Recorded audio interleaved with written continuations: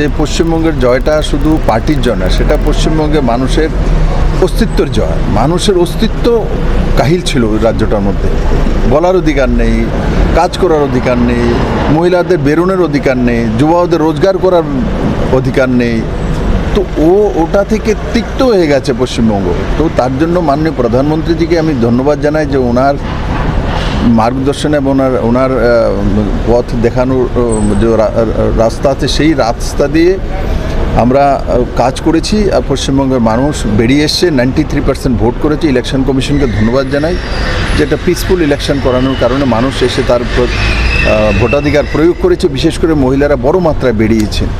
বাংলার শপথ নিয়ে বা দিল্লিতে বৈঠকে যোগ দিতে যাচ্ছেন, আলোচ্য বিষয় কি? দেখুন, শপথ নিয়ে যোগ দেওয়ার জন্য যাচ্ছি না আমি। শপথ তো কলকাতাতেই হবে। আমি যাচ্ছি কারণ দিল্লিতে তো যেতেই হবে, কাজ আছে, তার জন্য যাচ্ছি। আর যেটা রায় দেওয়ার পশ্চিমবঙ্গের মানুষ দিয়ে দিয়েছে, এখন কাজ হচ্ছে যে আমরা যাতে পশ্চিমবঙ্গের মানুষের যে আশা ভরসা সেটা নিয়ে বিজেপিকে ভোট দিয়েছে, সেটা যাতে পূরণ করতে পারে মাননীয় প্রধানমন্ত্রী নরেন্দ্র মোদীর নেতৃত্বে। সেটাই আমাদের এই বহু বছর পর, 50 বছর পর পশ্চিমবঙ্গের মধ্যে কেন্দ্র এবং রাজ্য এক সরকার আসবে, এক সরকার কাজ করবে।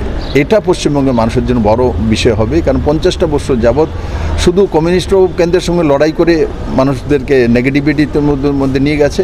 আর উনি তো কোনো কিছু বাকিই নেই, নেগেটিভিটি হার মেনে গেছে ওনার সামনে। মমতা ব্যানার্জি বলছিলেন যে লুট করা হয়েছে 100-র মতো আসন। ওনার দেখুন, ও যে যেমন তেমন ভাবে 93% ভোট করেছে, লুট করেছে। তো ওনার বিষয়ে গণকেছে। এখন এগুলো কথা বলে লাভ নেই। এখন ডেভেলপমেন্টের কথা বলো, পশ্চিমবঙ্গের মানুষের উন্নয়নের কথা বলো। জয়ের পর কি কোনো তৃণমূল নেতা বিজেপির সঙ্গে যোগাযোগ করছে? দেখো, আমি তো জানি না যোগাযোগ কে করছে না করছে। এত মানুষ 2/3 মেজরিটি দিয়েছে, আর যোগাযোগ করবেই কি এরা? এই বিশাল জয়ের পেছনে কোন রসায়ন কাজ করেছে বা আপনি সেখানে কি পদ্ধতি অবলম্বন? দেখুন, আমরা যে একটা রণকৌশলে কাজ করি, সংগঠনে একত্রিত হয়ে কাজ করি। আর সেটা মাননীয় গৃহমন্ত্রী অমিত ভাই সাহেব যে ডাইরেকশন আছে, আর মোদির যে আশীর্বাদ, দুইটা মিলে কাজ করি। সবাই একসঙ্গে কাজ করেছি, আর মানুষ আশীর্বাদ দিয়েছে, তার কারণে জয় হয়েছে। জয়টা মানুষের জয়। ত্রিপুরাতে টানা বামেদের ক্ষমতার অবসানে আপনার অন্যতম ভূমিকা ছিল বলে বলা হচ্ছে। কেরলে বাম শূন্য, গোটা দেশে সংসদীয় রাজনীতিতে বাম শূন্য। কী প্রতিক্রিয়া থাকবে আপনার? বাম তো লুপ্তপ্রায় প্রাণী, শেষ হয়ে গেছে। বামকে তুমি চাইলেও রাখতে পারবে না। ওদের যে ধারা, ওদের যে কি বলছে, তাদের যে নিয়ম কানুন, এগুলো এখন আর দুনিয়াতে চলে না। এখন এর যুগ চলে এসছে। ওরা বলবে ভাই কোদাল দিয়ে কাজ করে, এখন সবাই ডোজার নিয়ে কাজ করে। তো ওদের কথা তো চলবে না। এরা তো এখনও মানে লুপ্তপ্রায় হয়ে গেছে, পুরনো ধারায় কথা বলে। এগুলো চলে না রে ভাই। আজকাল দুনিয়া অনেক বেশি অ্যাডভান্স হয়ে গেছে। স্যার, শেষ প্রশ্ন, 18 আর 2026 কোন পরিবর্তনটা সবচেয়ে কষ্টের ছিল? প্রত্যেকটা পরিবর্তনই আলাদা একটা নিয়ম অনুসারে হয়, আলাদা একটা যুদ্ধ হয়। তো প্রত্যেকটার আলাদা আলাদা এক্সপিরিয়েন্স হয়।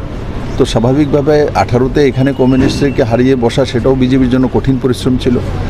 পশ্চিমবাংলা তো ওই জগদ্দল পাথর, যেটাকে আইন কানুন কোনো কিছুই মানে না, এমন একটা মহিলা সেখানে মুখ্যমন্ত্রী ছিল। তো সেটাকে সরানো, সেটা বহু কঠিন পরিশ্রম ছিল।